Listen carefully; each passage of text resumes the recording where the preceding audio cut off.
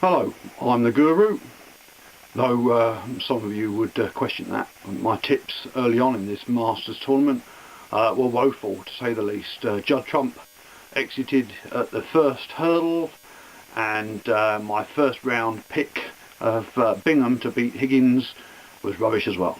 But I'm going to try and redeem myself today. Here's a preview of the final, and what a final. O'Sullivan versus Selby. O'Sullivan's looked unplayable in parts, and Selby looks like he's coming back to his best. What's going to happen? Well, I can tell you for starters that this is the third occasion that the same two players have met in a Masters final. The first being Stephen Hendry and John Parrott, who in 1989, 1990 and 1992 Parrott felt the full force of Hendry, losing 9-6, 9-4 and 9-4 to him. And that was when Parrott was at his peak.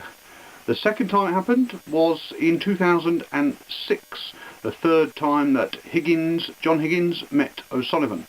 O'Sullivan beat him 9-3 in 1995, when they were both youngsters. 10 years later, he beat him 10-3. But the following year, in a cliffhanger, Higgins somehow managed to win 10-9, an amazing final frame. Black just falling in the middle pocket, if you remember that one. And now we've got Selby O'Sullivan. They first met in the final in 2009, and O'Sullivan inflicted Selby's first defeat at the Masters on the Leicester Cuman. The following year, it was Selby's turn. He beat O'Sullivan 10-9. So it's 1-1 between them two, and this final should be fantastic. What's going to happen, I have no idea.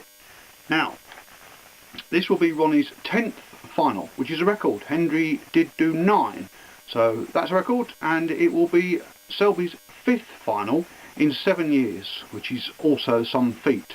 In fact, since 1995, there have been 20 Masters finals, and 11 of those have featured either O'Sullivan or Selby. Quite remarkable.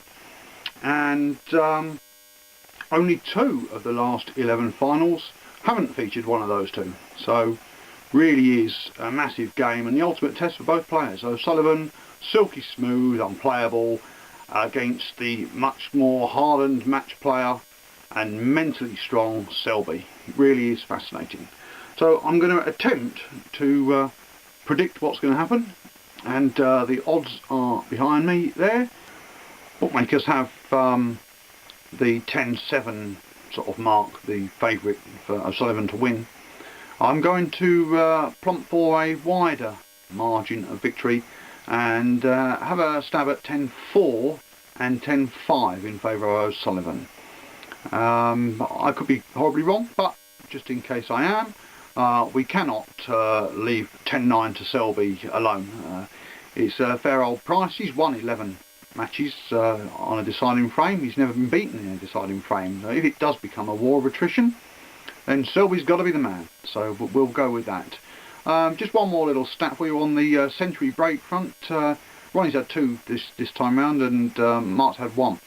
But since Mark made his debut back in 2007, that's wrong, isn't it? Yeah, it's 2008 he made his debut. He's made 20 centuries at 104 the other day. It took him to 20 since he started playing in this tournament. And Ronnie's had 18 in that same period of time, though he of course didn't bother playing last year. So it's all very close indeed. The records of these two players in the Masters is phenomenal, really.